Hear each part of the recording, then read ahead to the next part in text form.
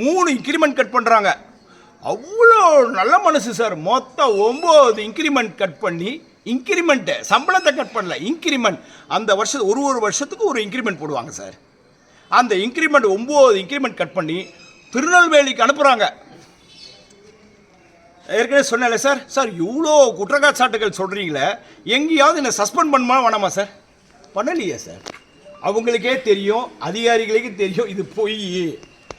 ஏன் இந்த நேர்மையான அதிகாரியை நம்ம பண்ணணும்னு தெரியும். டிபார்ட்மெண்ட்டில் ஆக்ஷன் எடுத்தாங்க, எல்லாம் பண்ணாங்க, செஞ்சாங்க, பனிஷ்மெண்ட் கொடுத்தாங்க.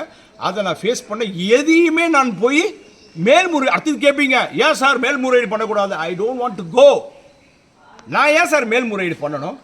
சேர்த்த வச்சு மூஞ்சில் அடிக்கிறீங்க. நான் மேல்முறையீடு போனால் திருப்பி இன்னும் ஒரு சார்ஜ் கொடுப்பீங்க. நான் அமைதியாகிட்டேன், வேண்டாம், அதோடு ஒதுங்கினேன் சார். அதோடு ஒதுங்கினேன். போலீஸு சட்ட ஒழுங்கே வேண்டாம் சார். நான் சும்மா வேலை செஞ்சால் கூட ஏதாவது ஒரு குற்றச்சாட்டு பண்ணுற இடத்துல நான் என்ன சார் பண்ண முடியும்? நான் சென்னையில் பணிபுரியக்கூடாதுங்க சார். எல்லாருக்கும் தெரியும், நீங்கள் எங்கே ஒன்றாலும் போய் விசாரிங்க என்னை பற்றி. நான் ஒரு நேர்மையாக அதிகாரி, நான் எப்படி வேலை செஞ்சேன்னு எல்லாருக்கும் சிம்ம சொப்பனம் சார். நான் வேலை அந்த அளவுக்கு ஸ்ட்ரிக்டாக வேலை செய்வேன் போலீஸ் ஆஃபீஸராக. போலீஸ்னா போலீஸ், அதில் ஒன்றையும் சந்தேகமே கிடையாது. No compromise. எங்கிட்ட எந்த அதிகாரியும் உயர் அதிகாரியாக இருந்தால் கூட இது பண்ணு அது பண்ணு பொய்யெல்லாம் பண்ண மாட்டேன். பல பிரச்சனைகளை ஃபேஸ் பண்ணியிருக்கிறேன். இந்த பிரச்சனை அந்த பிரச்சனை கிடையாது.